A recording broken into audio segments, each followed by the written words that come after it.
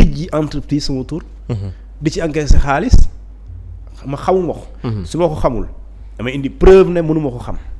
damay indi man de si la rek loolu tamit yow léegi tey sama pièce d'identité xam maa ngi koy yore fii supposons tey ma réer la pièce d'identité. yoon nu mu la njëkk a wax mooy defal nga déclaration de perte. dañu bañ nit for ko def ñaawteef ci loolu. léegi bis boo defee déclaration de perte bu ko nit utiliser. d'accord même bu dee lu garaaw a garaaw la soo amee déclaration de perte lu ñu xool date la ñuy xool. est-ce que jéye ji bu mu amee ak bi nga defee déclaration de perte ñu xam ne déet yow dañu utiliser sa pièce. pour d'autres fins mais en réalité du yow. moo tax boo réerlee pièce tout de suite. defar déclaration de perte loolu dafay dégager sa responsabilité léegi nag man gisuma prête-nom en tout cas waxuma amul de. mais gisuma ku ñu def prête-nom te yëguloo ko prête-nom si laa moom sëñ bi. xanaa kon complice nga doon ci mbir mi. mais plus que complice yaa nangu ñu làq sa ginnaaw.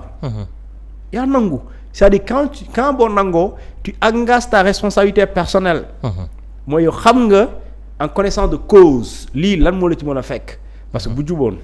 mooy xam nga jubul parce que lu ci ëpp prête-nom li ñu ci jublu rek mooy nëbb rawale te luy nëbb ak rawale nag lu ci ëpp bu dee ci wàllum yoon bu dee xaalis la ay blanchiment la ay détournement la ay manœuvre la donc loolu ay manœuvre frauduleuse financièrement. ok alors Thione ba tey ci wàllub yoon laataa nuy ñëw ci mbirum politique ñu ngi nuy xamal ni aussi d'après nos confrères nekk fële ca Seneweb que woykat bi di Mia Guissé lundi bi incha allah ñu ngi koy xaarandi fële ca cyber sécurité ginnaaw way bi nga xam ni moom la génnee fan yi demaat ca bitim réew defaat fële nga xam ne nag moo di concert tudd si turu ki nga xam ne nag moo di Mame Matar Gueye moom it daal di koy porte plainte fële ca division spéciale de cyber sécurité donc Mia Guissé it ñu ngi koy xaarandi.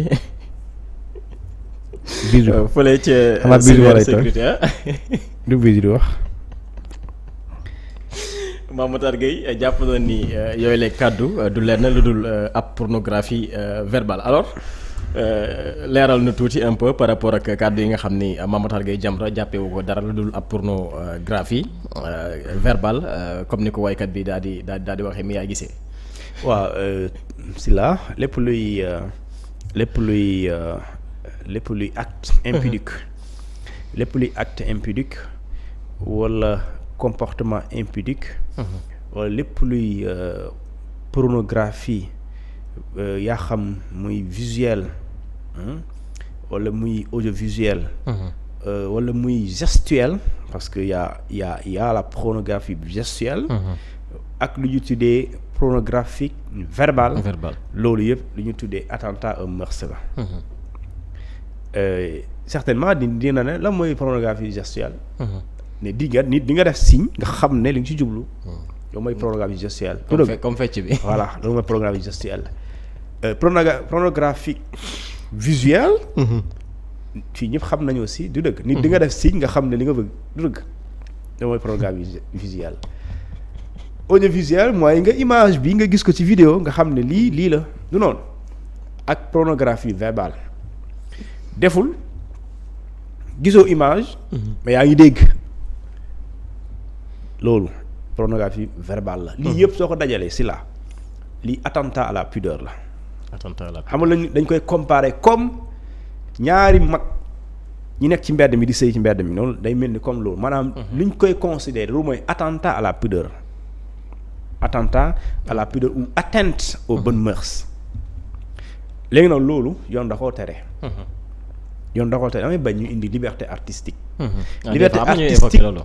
liberté artistique mënul féete kaw yoon la liberté si la liberté toujours heure bu amee restriction loi moo ko restreindre moi j'ai le droit de manifester du loolu lañ ma wax léegi am na fu may toll préfet day naa du fi am pourtant loolu liberté la léegi lu tax préfet di ma tere parce que la loi l'interdit pour dans certaines circonstances donc Mia aussi certes c'est une artiste elle a une liberté artistique mais cette liberté artistique mënu ko permettre muy violer lu ñu tuddee d'accord sunu loi et sunu loi lu mu wax dafa leer et je donne pas peut-être am na benn fansam buy wax buy seetaan mais boo demee ci code pénal sénégalais article 318 ba pare article 319 mais 318 laa lay wax. daf ne toute personne qui aura commis un outrage public, même ñu waxoon dañuy def marche tout nu mooy xale jigéen yooyu. bu ñu ko defoon lii la leen di jàppee. féministes yi waaw. dañ ne toute personne qui aura commis un outrage public mooy saaga yooyu sax ci la bokk. Pornographique yooyu ma expliqué. loolu outrage public la. Outrage public. à la pudeur mooy kersa. orma sera puni d'un emprisonnement de 3 mois à 2 ans. et d'une amende de 20 000 à 200 000 francs CFA. léegi ñu ne la article 319 ne tout attentat à la pudeur consommé ou tenté sans violence sur la personne d'un enfant de l'un ou de l'autre sexe âgé de moins de 13 ans sera puni d'un emprisonnement de 2 ans à 5 ans. loolu sax grave parce que est-ce que les enfants de moins de 13 ans est-ce que ñu ngi seetaan miyaa lu muy wax. parce que dañ ne consommer ou tenter. nga jéem wala nga def ko. xale yi dañuy topp miyaa de. léegi xale yooyu nag. ñoom ils sont protégés par la loi. mooy bu jigéen mooy bu góor bi ils sont protégés par la loi. et cette loi là bokk na ci lu ñuy tuddee warma. ak kersa. tey dafa am lu ñuy tuddee ci communication liberté de communication et d'expression daf ne.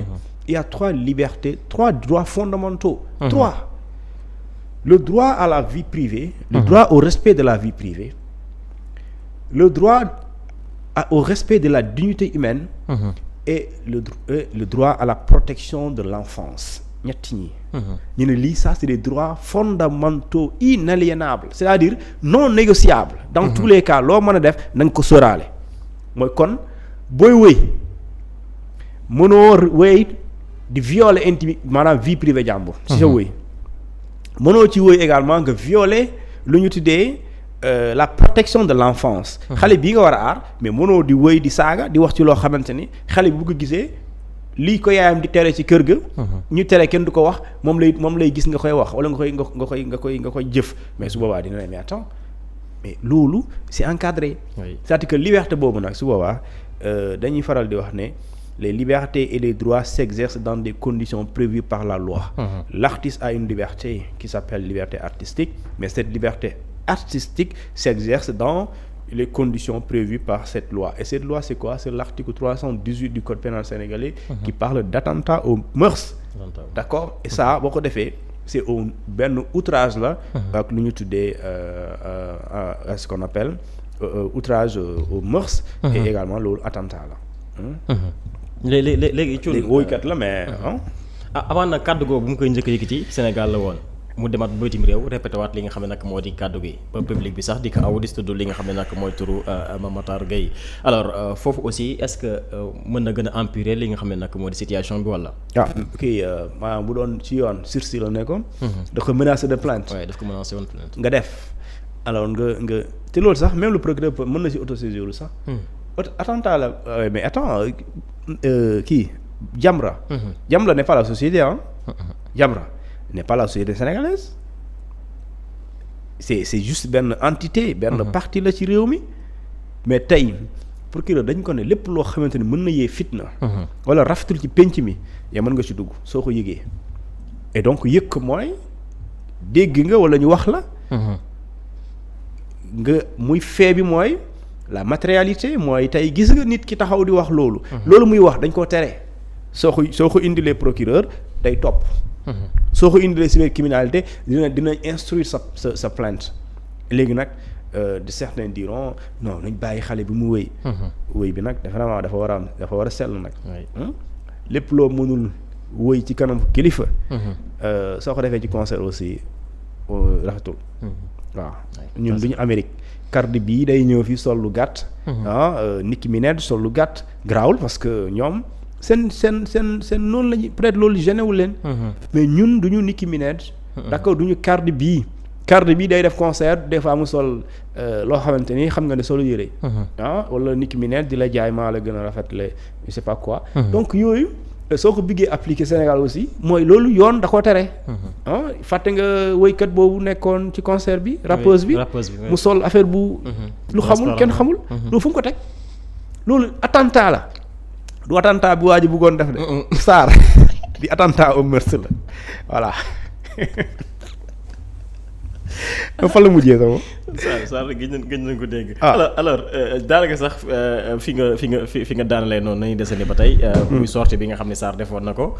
gis nañu démb le ministre de la communication Aliou Sall daal di génne ab arrêté pour rek daal di dakkal bépp média boo xam ne dëppoowul ak li code la presse daal di wax. naka noonu aussi ñuy yëngatu ci wàllu média daal di maire bu fët di ñu xamal ni boo moytuwul boobu la arrêté dinañ ko attaqué fa li nga xam ne nag moo di ca Cour suprême ñenn ñi jàpp ni boobu la